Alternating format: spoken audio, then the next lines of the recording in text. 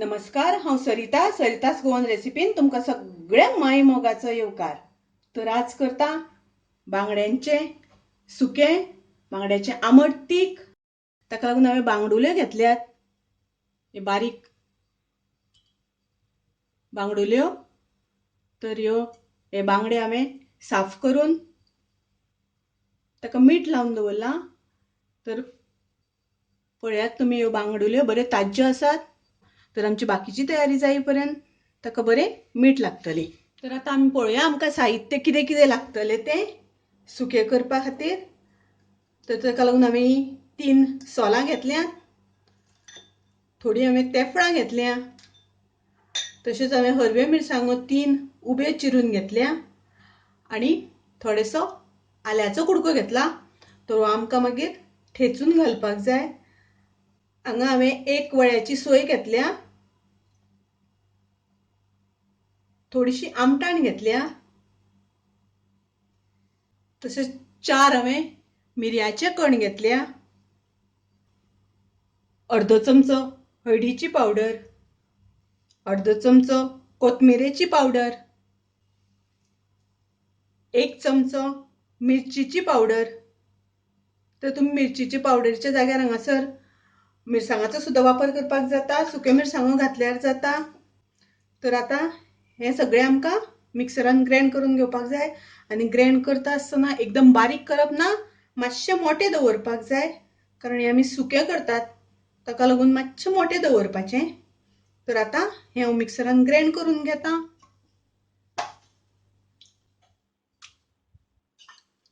तर आतां हांवें पॅन घेतला, तातूंत थोडीशी मिरसांग घालून उदक घालता, तातूंत हरव्यो मिरसांगो घालता। तर आतां गॅस चालू करून गॅसार हांव मिरसांगो मातशें शिजोवन घेता पयलीं, कारण मिरसांगो शिजपाक मातसो वेळ लागता, ताका लागून मिरसांगो पयलीं शिजोवन घेता। आतां ह्यो हरव्यो मिरसांगो शिजल्यो, तर आतां तातूंत आमी घालुया ग्राइंड केल्या ती मिरसांग। तरी पळय हांगासर हांवें अशी मातशी मोटीशी दवरल्या, खूब बारीक करूं ना आनी चड उदक घालूंक ना, मातशी सुकीशीच वाटल्या, म्हणजे आमकां खूब उदकाचो वापर करपाचो ना न्ही, ताका लागून हांवें मातशें उदक कमी वापरलां। आतां थोडेशें उदक घालता हांव तातूंत। आतां तें आमकां पयलीं शिजोवन घेवपाक जाय। आतां पळयात खतखतो येवपाक लागला। तर आतां आमकां तातूंत घालपाक जाय तेफळां आनी आमकां तातूंत घालपाक जाय आलें। हांवें अशें ठेचून घेतलां।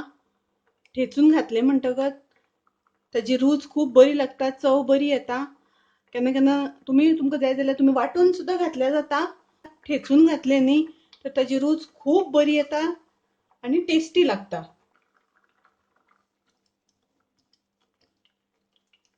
आतां आमकां घालपाक जाय तातूंत बांगडे घालता आसतना आमी हळू घालपाक जाय आनी चड धवळपाक जायना, कारण ते रोखडे मोडटात बारीक आशिल्ल्या कारणान।